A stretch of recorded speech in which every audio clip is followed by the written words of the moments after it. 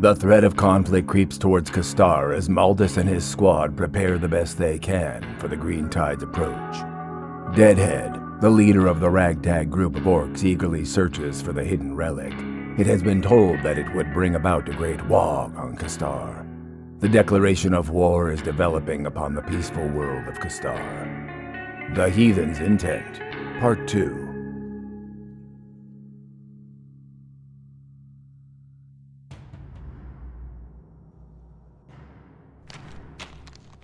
Rocks crumbled and shifted under Ded'ead's weight as he searched for the easiest route deeper into the cave. His splinter group of orcs eagerly awaited his command. They were lured to the planet's surface with hopes of war looting. The only real assurance was that they had stumbled upon an access tunnel of some sort, leading Ded'ead to believe they were on the right path. I can't see a thing. Where's that grotlet with the flashy thingy? You boys need more fighting in the dark. It's good for you. Where's that grotlet you get? He's gonna get it. Promise.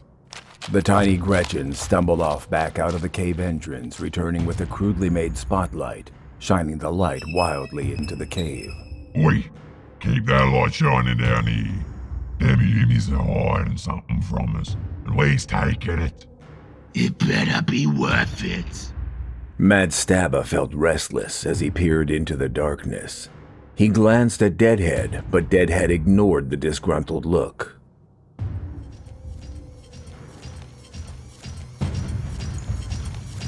Nothing better than a good looting. I want me a good shooter. One of them big space marine shooters.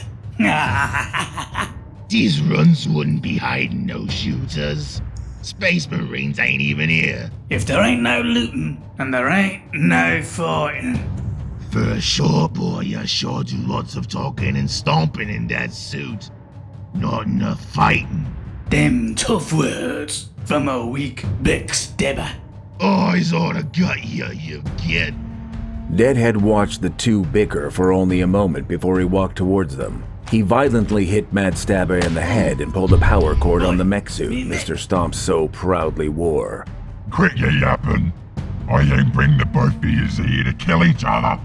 Get them big boys down here. We's getting close to the trophy thingy. How do you know? As Matt DMK finished his question, a heavy shadow covered the group standing in the cave. A green aura emanated from the shadow's source. It quickly flashed sporadically and died down.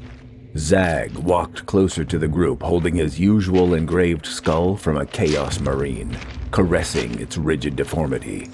The carvings on the skull reflected rituals that affected any who would view them too long.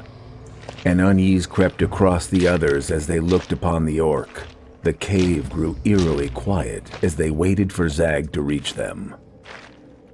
'Cause I said so, you git. I can feel it talking.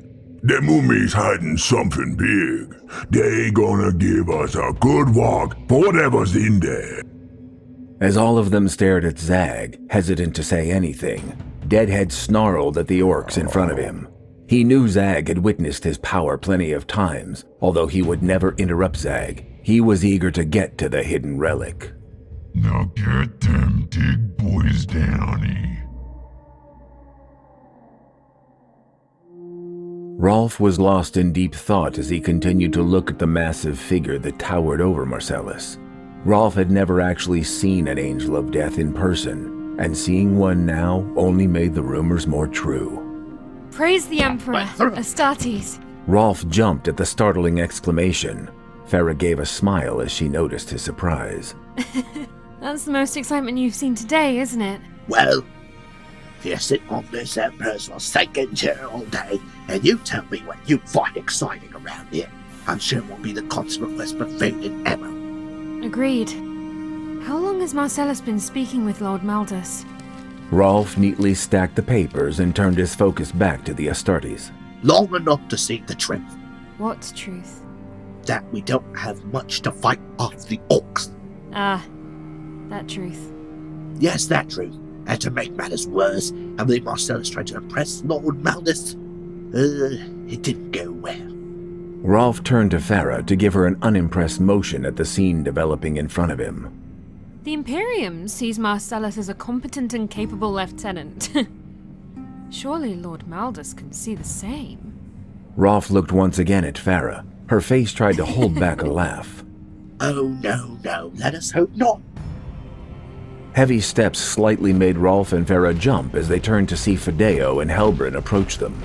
Rolf quickly stood up from his chair to properly greet them. Farah followed his lead. My lord, I am Major Rolf, Master of Logistics, and this— Cease the decorum. We're here to advise and assist. What aid can we bring? Rolf looked to Farah for a second, his eyes glancing around as he was caught off guard by Fideo's statement. Well, Lord, we have 2 MSRs from the north that are consistently being harassed since the Orcs' arrival. We need those resupplies or this post is lost. Airdrop what a Valkyrie can carry. We've requested that, but Gazna refuses to take any more risks. They already lost 3 this day, and the planetary governor has stressed the importance of focusing on the regiment's relic. Helbrin picked up the stack of requisition orders and various reports indicating the decline of resupplies. How imperative would you say this listening post is to the city's defense? Well, I feel it is of great importance.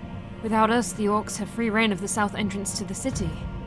The residential district is not far from there. That's not good enough. Lord? You can presume one thing about men like Felonius. A selfish agenda will outweigh your safety. It will take a strategic tongue to convince him to clear those routes. Hail them again, but do not mention the threat of the civilian population. Instead, speak of the relic and the risk of losing it.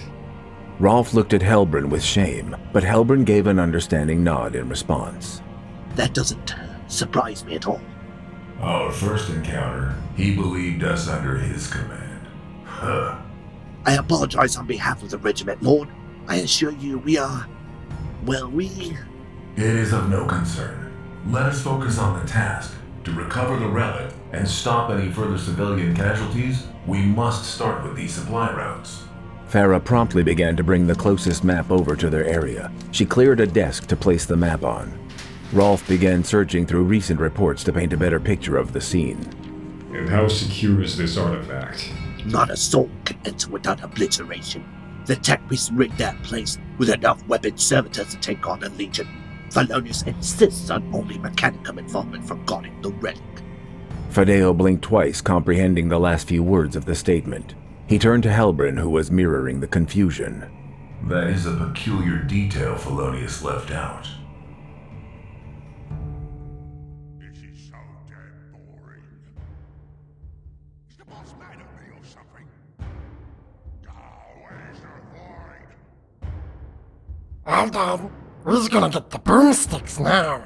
The sound of tools clattering and being thrown slightly annoyed Ded'ead as he waited. The boys is getting restless. Day's not liking that face killer, ain't ya? What should I tell him? Let them get mad. When we take the thingy from them hoonies, they's gonna get a good fight. It's ready.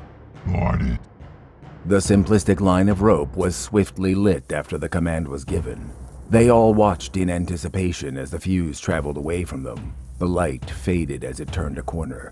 The group of orcs listened with extreme intensity, waiting for the explosion.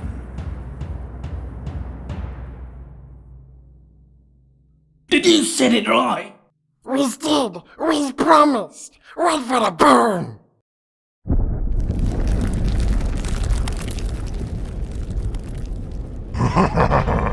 Get your choppers, boys. Who's taking the trophy?